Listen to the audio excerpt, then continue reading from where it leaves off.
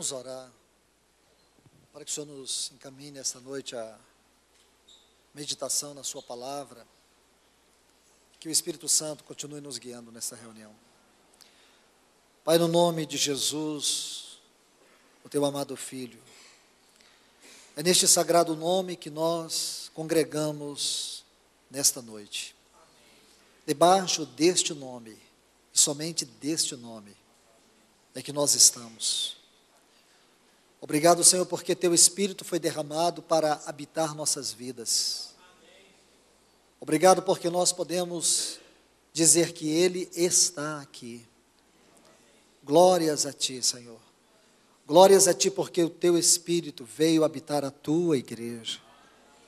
Glórias a Ti porque há nesta terra um povo cujo coração tem sido habitado pelo Teu Espírito Santo. Abra os nossos olhos, Senhor, para contemplarmos essa gloriosa habitação do Teu Espírito. E que Ele venha nos conduzir nesta reunião a Ti. Que Ele venha conduzir o nosso coração a esta mesa, para que nós contemplemos com temor, mas também com muita alegria, com uma profunda alegria, aquilo que foi realizado em nosso favor lá na cruz do Calvário. Mais uma vez, Senhor, nós podemos retornar a este lugar e poder Te dar este culto, poder participar deste pão e deste cálice, agradecidos a Ti, porque hoje nós somos perdoados. Hoje podemos dizer que o nosso nome foi escrito no livro da vida do Cordeiro. A Ti toda glória e todo louvor por isso, Pai. Porque o Senhor lembrou de nós, o Senhor nos escolheu em Seu Filho. Muito obrigado, Senhor. Nos ajude nessa noite a estar aos Teus pés nessa reunião. Em nome do Teu amado Filho Jesus. Amém. Meus amados, abram suas Bíblias aqui em Lucas, capítulo 22. Vamos observar alguns textos. Peço aos irmãos e às irmãs que prestem bastante atenção. Em alguns textos que se encontram aqui no capítulo 22 do Evangelho de Lucas. A partir do versículo 1, os versículos 1 e 2. Estava próxima a festa dos pães sem fermento, que se chama Páscoa. E os principais sacerdotes e os escribas buscavam como acabar com ele, pois temiam o povo. Versículo 7. Chegou o dia dos pães sem fermento, no qual se devia sacrificar o cordeiro da Páscoa. Veja estes textos. Agora, por favor, versículo 14. Quando chegou a hora, olha que frase, quando chegou a hora, sentou-se e com ele os apóstolos. Ele lhes disse: quanto desejei comer convosco esta Páscoa, antes de padecer. Porque vos digo que não mais a comerei até que se cumpra no reino de Deus. E havendo tomado o cálice, deu graças e disse: tomai isto, e repartiu entre vós. Porque vos digo que já não beberei mais do fruto da videira, até que venha o reino de Deus. E tomando o pão, deu graças, partiu-o, e lhes deu, dizendo: este é meu corpo, que por vós é dado, fazei isto em memória de mim. De igual maneira, depois de haver ceado, tomou o cálice, dizendo: este cálice é o novo pacto do meu sangue, que por vós é derramado. Graças ao Senhor pela sua palavra. Meus amados em Cristo, os dois primeiros textos que lemos aqui, os versículos 1 e 2, nós vemos que estava prestes a acontecer a festa da Páscoa. E os principais sacerdotes, os escribas, já buscavam uma ocasião para mandar prender e matar o nosso Senhor. Depois o versículo 7, observe que chegou o dia o dia da Páscoa. Agora, mais embaixo, no versículo 14, diz que chegou a hora e sentou-se Jesus à mesa e com ele os apóstolos. Nós podemos fazer aqui uma clara distinção, que de fato havia sim uma festa lá em Israel, uma festa religiosa, uma festa que era apenas uma sombra, não era uma realidade. A realidade era aquilo que estava por acontecer. Porque desde o capítulo 12 do livro de Êxodo, nós sabemos que o Senhor enviou uma praga para tratar com o Egito. Essa praga, segundo a palavra, ela veio e dizimou todos os primogênitos do Egito. Desde o filho de Faraó, que sentava com ele, até o primogênito dos servos, dos animais, todos foram mortos. E nós sabemos que naquela noite, à meia-noite, quando o anjo da morte passou, houve um lugar que este anjo não teve poder. Houve um lugar no Egito que esse anjo não pôde tocar nos primogênitos. Este lugar era a terra de Gozém. A Bíblia nos diz que lá na terra de Gozém, Deus disse para Moisés e Arão que eles dissessem para os príncipes das famílias de cada casa de Israel que eles sacrificassem um cordeiro de 1 ano, sem mácula, sem defeito, e tomasse o sangue daquele cordeiro e aspergisse sobre os umbrais da porta. E se você seguir o texto, vai dizer assim, que este sangue era para Deus ver. E Deus viu que lá naquele lugar, ou naquelas casas, lá na terra de Gozém, aquela terra era como se ela estivesse coberta pelo sangue do cordeiro.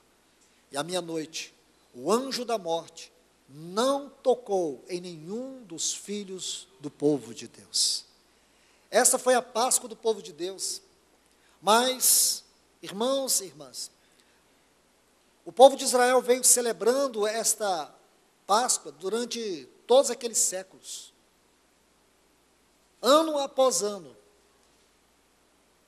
Eles vinham celebrando esta festa. Mas havia uma realidade muito maior. Havia uma resposta de Deus muito maior do que um simples simbolismo. A mente de Deus é muito mais elevada do que a mente do homem. Infinitamente mais. Os propósitos do Senhor são tão altos que nós precisamos uns dos outros, pelo Espírito de Deus, para compreendermos juntos. Porque uma só pessoa não é capaz de compreender toda a grandeza, toda a altura, toda a largura, toda a profundidade do propósito eterno de Deus.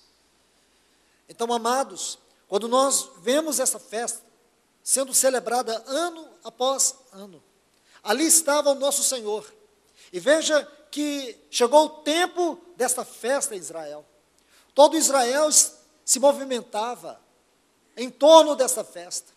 Mas a verdadeira Páscoa, o verdadeiro Cordeiro, estava para ser sacrificado diante de Deus, para a satisfação da justiça de Deus. E aqueles principais sacerdotes, aqueles que detinham conhecimento litúrgico dessa grande festa, aqueles que detinham todo o conhecimento histórico desta festa, eles não tinham revelação dela. Por isso as verdades de Deus, elas nos vêm mais por revelação do que por conhecimento intelectual.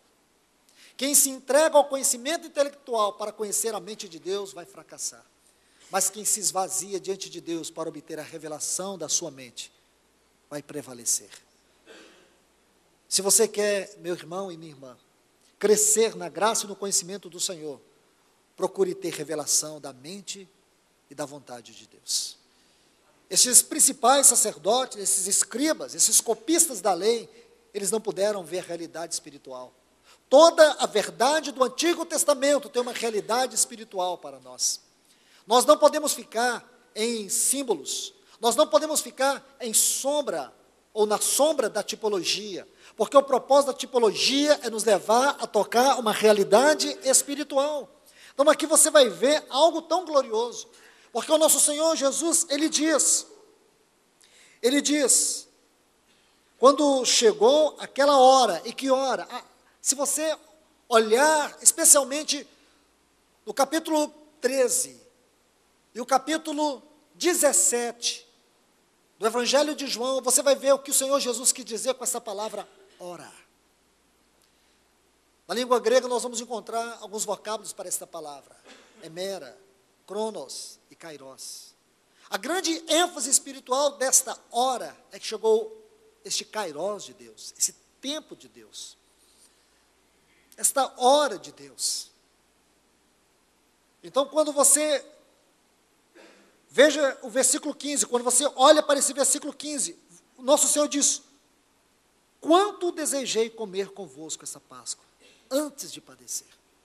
Aquela Páscoa era singular, porque ali, pela primeira vez na história, pela primeira vez os discípulos puderam ver o símbolo e a realidade juntos. Porque quando eles ouviram o nosso Senhor dizer, isto é o meu corpo, eles estavam olhando para o Senhor. Eles olhavam para aquele pão, mas eles olhavam para o Senhor. Quando ele disse, isto é o meu sangue, eles podiam olhar para o Senhor. Por isso, irmãos e irmãs, para esses discípulos, a reunião da mesa do Senhor, dentro daquele contexto da igreja primitiva, era algo real. Eles sentiam tocar a realidade disso, e não apenas de um símbolo. Não era uma coisa qualquer. Uma pessoa que é ímpia não entende, uma pessoa que não é cristã não compreende, uma pessoa que não nasceu de novo não compreende. A ceia não é para o mundo, a ceia é para o povo de Deus, é para os seus, aqueles que podem tocar a realidade do Senhor, da sua obra. Então isso é muito singular, isso é muito precioso. Não é uma reunião qualquer, irmãos, não é uma reunião comum. Nosso Senhor disse, quanto eu desejei. Imagine a medida, a profundidade, a largura, a altura de profundidades, de revelações que eles estavam tendo diante do Senhor e daquela mesa. Imagine, irmãos. Imagine eles vendo o Senhor dizer isso, observe bem. Versículo 19, tomando o pão, deu graça e partiu, isto é, meu corpo. Irmãos, que reunião foi aquela? Que reunião foi aquela? O Senhor Jesus pegou o pão e disse, partiu e disse, isto é o meu corpo.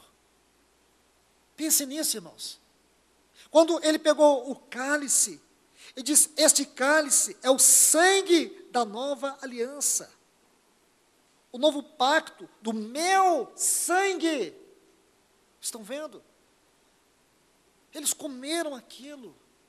E hoje nós estamos aqui há 2000 anos, na mesma reunião, com o mesmo Senhor, aquele que convidou os discípulos para aquela mesa, é o que nos convida hoje para esta mesa. Mas eles comeram aquele pão e aquele cálice, tomaram aquele cálice olhando para frente.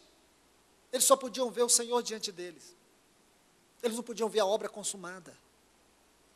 Por isso que depois, você vai ver, teve disputa, você vai ver Pedro negar o Senhor, você vai ver tantas coisas entre eles. Mas quando eles viram aquela cruz, quando eles viram ali, naquela Páscoa, onde o símbolo e a realidade estavam numa só pessoa, com certeza, como disse o Senhor Jesus, o Espírito os lembrou, com absoluta certeza o Espírito Santo os lembrou dessas verdades, porque isso foi prática, todos os domingos, eles partiam o pão, porque eles sabiam que isso era uma realidade viva, não era um ritual religioso, era uma realidade, não era uma cerimônia religiosa.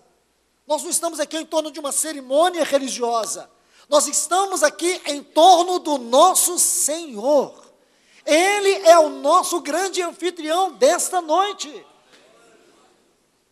Por isso nós temos a liberdade de estar aqui. Paulo, ele diz assim, 1 Coríntios capítulo 11, a partir do versículo 23, ele disse o que eu recebi do Senhor. como ele recebeu? Nós não sabemos. O que pode haver são suposições, mas uma coisa é certa, ele recebeu. Não sabemos se foi durante aqueles 3 anos que ele passou no deserto da Arábia, ele recebeu. Não sabemos se foi durante algumas viagens que ele teve, mas ele recebeu. Diz o que eu recebi do Senhor, olha a convicção dele, eu também vos entreguei. Que o Senhor Jesus, na noite em que foi traído, ele tomou o pão e tendo dado graça e disse, isto é o meu corpo que foi dado por vós. Semelhantemente, depois de cear, que ele tomou aquele pão, que ele fez memória do seu corpo, pegou aquele cálice, fez memória do seu sangue, como nós vemos aqui, ele diz que nós devemos proclamar a sua morte até que ele venha. Então, existem 2 coisas, irmãos, que nós não podemos perder de vista nessa mesa. É a proclamação da morte do Senhor. Quais são os efeitos objetivos? Quais são os efeitos subjetivos? Quanto aos seus efeitos objetivos, é que ele efetuou na sua morte uma eterna obra. Na sua morte, no seu aspecto objetivo, ele realizou uma obra para sempre. Isso significa que o perdão dos nossos pecados é um perdão eterno. Significa que, pelo seu sangue, ele nos libertou completamente da culpa do pecado.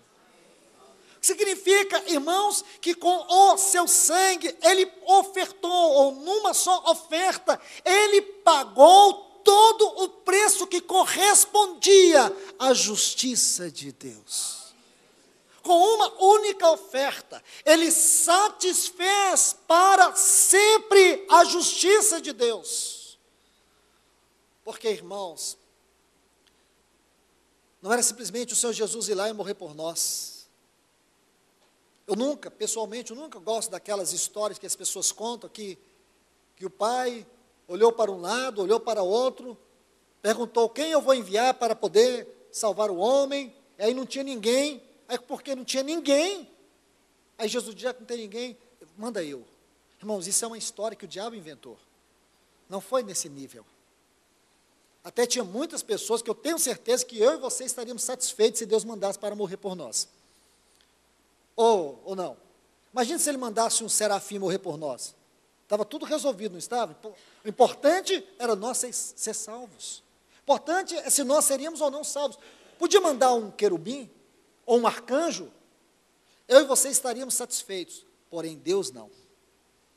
Porque o sacrifício teria que ser à altura do caráter e da justiça de Deus. Deus não poderia oferecer um sacrifício, ou aceitar um sacrifício que fosse menor do que ele. Lembra, o salmista diz, que o preço dos irmãos, a sua alma, é caríssimo demais. Deus estabeleceu um preço, para que eu e você fôssemos perdoados. E sabe qual é o preço do nosso perdão? Sabe qual é o valor desse sacrifício? O valor de Deus. Pensa, é o valor da sua justiça. Ele não poderia aceitar algo que fosse menor do que ele mesmo. Então não tinha ninguém perdido lá no céu. E agora? O que vamos fazer? Não tem quem possa morrer por eles. Adão pecou. Foi uma surpresa lá no céu. Isso é mentira, não houve surpresa nenhuma. A nossa redenção é um item do eterno propósito de Deus. A queda do homem é um item do eterno propósito de Deus. Veja esse assunto de acordo com o propósito eterno de Deus, não veja em fragmentos. Então, irmãos, vamos parar com isso. Vamos ver as coisas conforme a mente do Senhor. Deus estabeleceu um preço que estava à altura do seu caráter, da sua justiça. Ninguém poderia satisfazer a justiça de Deus se não fosse o próprio Deus. Então o que ele fez? Foi aí que ele enviou. Foi ele que enviou. Deus enviou o seu Filho. Deus amou o mundo de tal maneira que ele deu o seu Filho. Mas ele não apenas deu o seu Filho, porque ele não poderia dar o seu Filho por nós, contra a vontade desse Filho. Porque esse Filho, ele é Deus com Deus, ele é soberano. Aí agora entra aquilo que Paulo diz, lá em Efésios capítulo 5. Ele diz assim, a partir do versículo 25, maridos, amai vossas mulheres, como Cristo amou a sua igreja e a si mesmo se deu por ela. O Filho também, ele se deu. O Pai deu o seu Filho em sacrifício, e o seu Filho se deu a nós neste sacrifício. Então você vê toda a beleza deste conselho eterno, desta obra divina. Então, irmãos, este é o aspecto doutrinário, o aspecto objetivo, aquilo que ele cumpriu. Isso você tem que ver. O diabo não pode roubar isso de nós. O diabo manteve muitos irmãos cegos quanto a este aspecto glorioso da obra do Senhor. E porque muitos não têm uma clara compreensão deste assunto, vivem perturbados quanto à sua salvação. Eu quero te encorajar, não fiquem um só segundo perturbado quanto à tua salvação, porque a salvação que Deus te deu é uma salvação eterna. Então nós vemos isto, ele nos perdoou para sempre. Mas não somente temos todos esses aspectos objetivos, ele nos comprou. Ele pagou um preço pelo seu sangue, e ele nos comprou. É isso que Paulo usa, lá em Gálatas 3,13.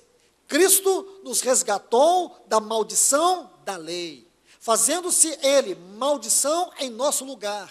Porque está escrito, maldito todo aquele que foi pendurado, ou que é pendurado no madeiro. Maldito todo aquele que for pendurado no madeiro. Significa, ele se fez maldição no nosso lugar. Ele se tornou maldito no nosso lugar. Ele recebeu sobre si todas as consequências dos nossos pecados. Ele recebeu sobre si todas as consequências das maldições no nosso lugar. Ele recebeu, ele sofreu, ele suportou tudo isto no nosso lugar. Então você vê, irmãos, que comer este pão, beber este cálice não é uma coisa tão simples, porque tudo isso tem que estar na nossa mente, tudo isso tem que estar no nosso coração. Essa não é uma reunião qualquer, essa é a mais sublime de todas as reuniões do povo de Deus nessa terra, porque nós somos transportados para as páginas deste livro sagrado. Nós somos levados a meditar, a contemplar, a refletir e a adorar. Mas também temos os aspectos práticos, o que chamamos de subjetivos, experimentais. O que nós podemos experimentar disso? Podemos experimentar o poder da morte de Cristo sobre a morte, sobre o pecado, sobre o diabo e sobre o inferno. O poder da morte de Cristo sobre a morte. Em que sentido? Porque outrora, eu e você estávamos condenados à morte eterna. Nós estávamos destinados a uma vida de eterna separação de Deus. Mas o efeito da morte de Cristo sobre a morte foi tal que agora, nesta nova vida em Cristo Jesus, nós que nascemos de novo e temos recebido essa gloriosa salvação, a morte não tem poder sobre nós. Você sabia disso? Não tem poder. Ela pode destruir esse corpo físico, mas ela não vai destruir a nossa comunhão com Deus. Porque um dia nós seremos ressuscitados. Se nós partirmos com o Senhor, nós temos a promessa. Em 1 Coríntios capítulo 15, a partir do versículo 50.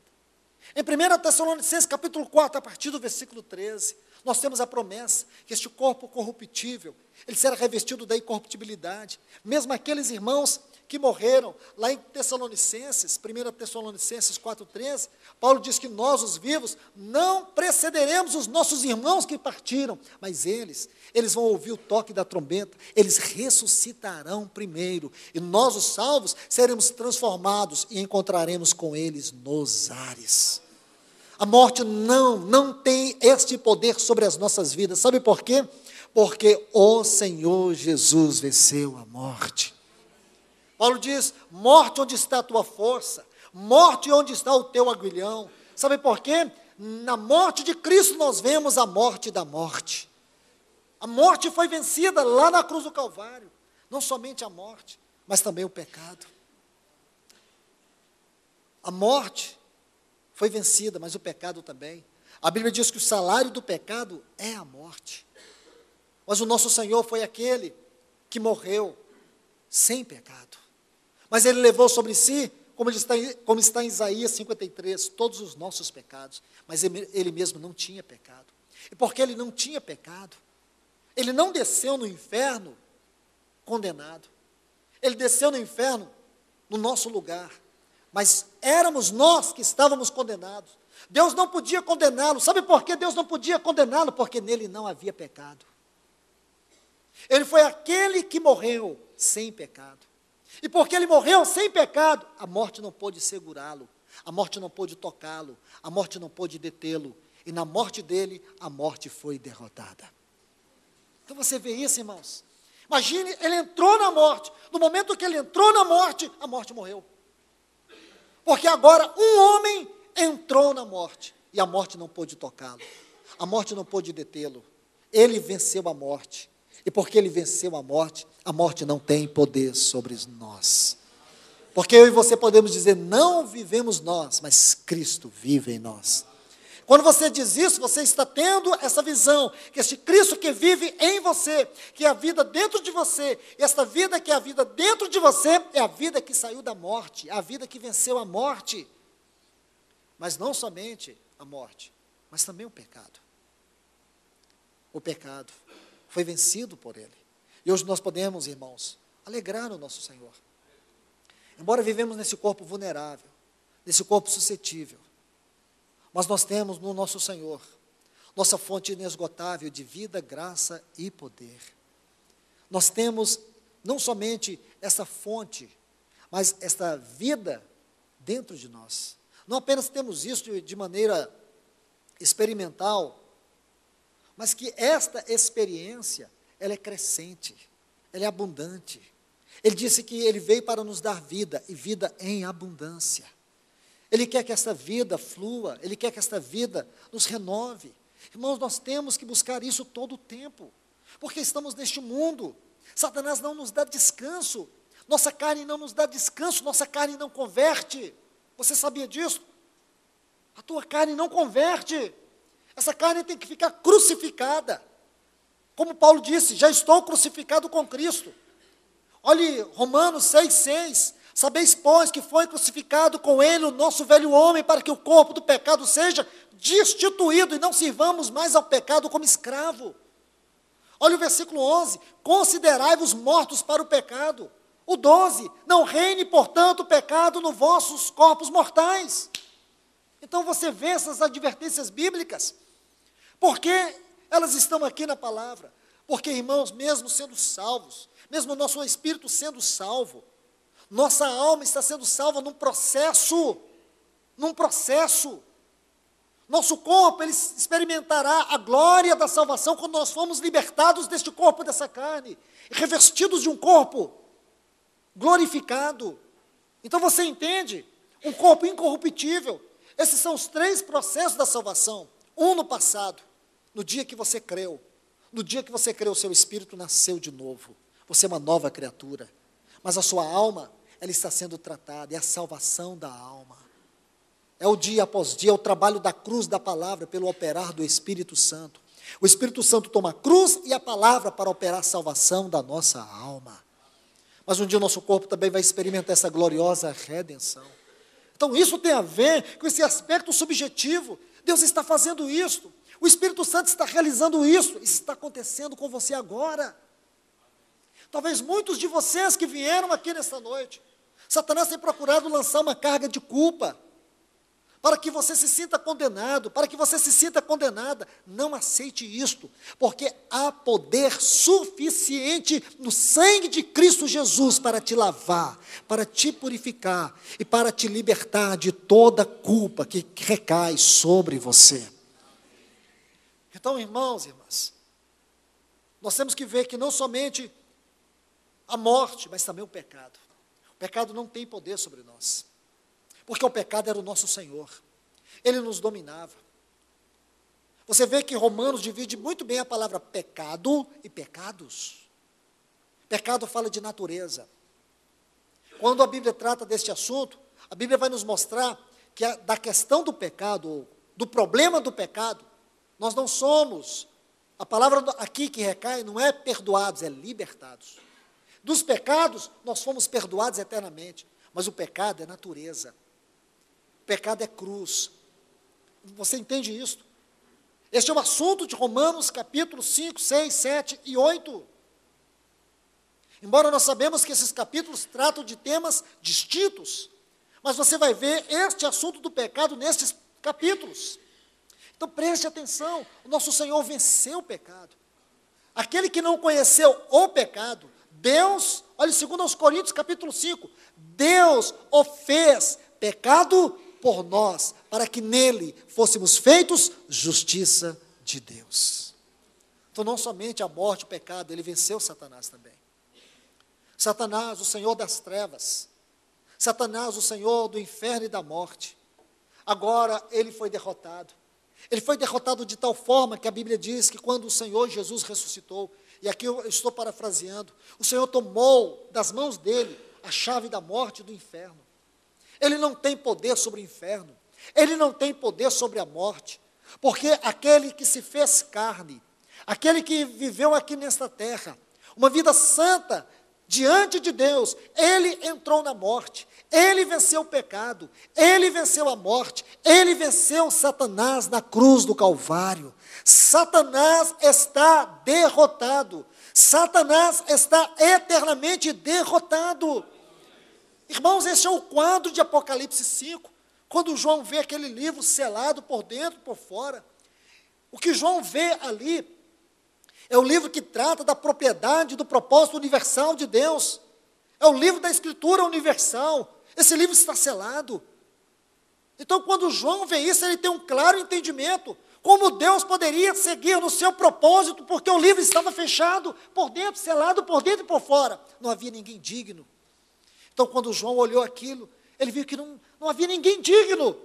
E eu chorava muito, dizia João. Mas alguém disse, João, não chores. Por que não chores? Porque o leão da tribo de Judá, a raiz de Jessé, quem é ele? É o nosso Senhor Jesus.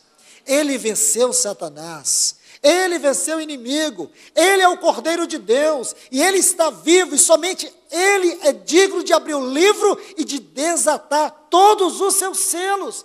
Irmão, Satanás, ele é simplesmente um servo fracassado nas mãos de Deus.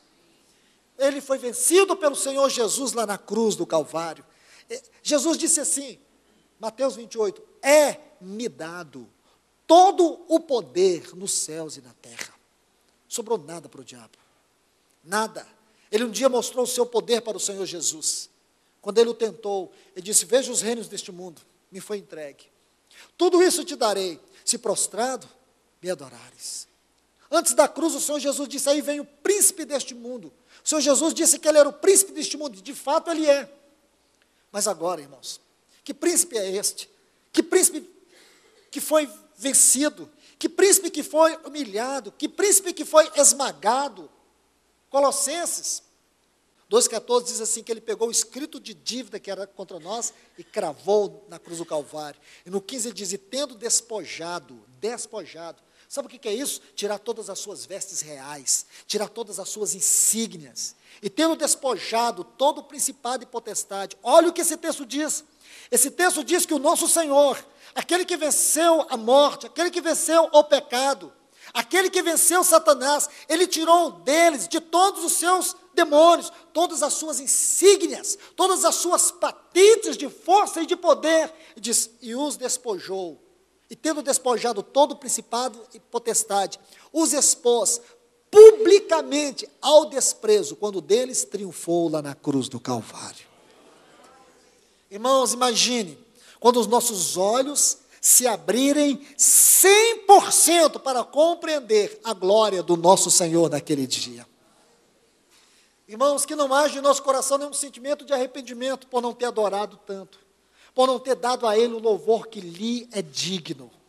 Nosso Senhor, Ele é digno, Ele arrancou de todas aquelas miríades de anjos, daqueles exércitos de Satanás, quando ele entrou lá na cruz do Calvário, quando ele os venceu, quando ele não pôde tocá-lo, ele entrou na morte, a morte não pôde tocá-lo, ele entrou no inferno, o inferno não pôde detê-lo.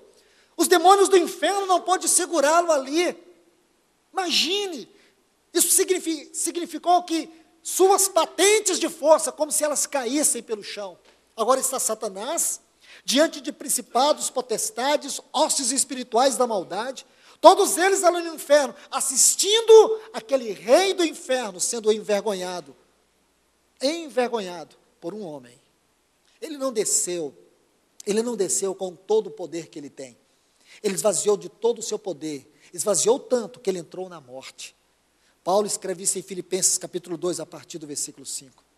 Mesmo sendo Deus, ele não usurpou ser Deus, ele se esvaziou completamente, tornando o homem, tornando o servo, entrou na morte, morte de cruz, para deixar claro que tipo de morte que ele entrou, a mais cruel, a mais vergonhosa morte, ele entrou, e ele foi até as profundezas do abismo, e lá, Satanás, o Senhor das trevas, como suas insígnias caindo diante de todos os seus asseclas, não pôde fazer nada. Ali estava o nosso Salvador, aquele que venceu Satanás no nosso lugar. É por isso que nós podemos orar no nome de Jesus. Por isso que Ele nos deu autoridade sobre o seu nome, sobre principado, sobre potestade, sobre a morte, sobre doença, sobre tudo nós podemos e temos a convicção que há poder e que é todo poder o nome do nosso Senhor e Salvador Jesus Cristo. Esse não é apenas um nome que tem poder, este é o nome que tem e é todo o poder. Então, irmãos, esses são efeitos gloriosos que nós hoje podemos celebrar. Quando você toma este pão, quando você toma este cálice, todas essas verdades têm que vir no teu coração. Você tem que saber o que você está comendo. Você tem que saber o que você está bebendo. Porque o Senhor disse, se alguém come e bebe, sem discernir o corpo, come e bebe, condenação para si, juízo para si. Sabe por que tem muitas pessoas fracas? Sabe por que tem muitas pessoas doentes? Até algumas que dormem. Alguns aqui, estudiosos, acham que essa palavra dormem é dormir no Senhor, fala de morte mesmo. Outros falam do dormir aqui, da apostasia espiritual. Desperta tu que dorme, levanta-te dentre os mortos, Cristo te esclarecerá. Talvez fale de apostasia espiritual. Mas o certo é que essa palavra dorme aqui, em 1 Coríntios, é uma palavra extremamente negativa. Muitos fracos, muitos doentes, e até mesmo alguns que dormem, é porque eles comeram o pão, beberam o cálice, nunca discerniram o corpo do Senhor. Não é importante apenas comer, não é importante apenas beber, porque você pode comer e pode beber de forma litúrgica, mas se você come e bebe, tendo essa consciência, isto é vida em você, porque este pedaço de pão é a realidade daquilo que é o corpo de Cristo na tua vida. Este cálice que você bebe é a realidade do sangue de Cristo na tua vida. Então, queridos irmãos e irmãs, eu quero convidá-los nesta hora para que nós tenhamos um tempo de oração e também de adoração. Lembrando desta palavra, lembrando destes aspectos tão gloriosos. Não somente lembrar da morte do Senhor, mas também da sua volta. Anunciais a morte do Senhor, olha a morte, até que Ele volte. O que significa, irmãos, que quando nós estamos comendo este pão, bebendo este cálice, nós estamos proclamando todos os aspectos, objetivos e subjetivos, na nossa comunhão, na nossa vida, daquilo que foi a morte do Senhor.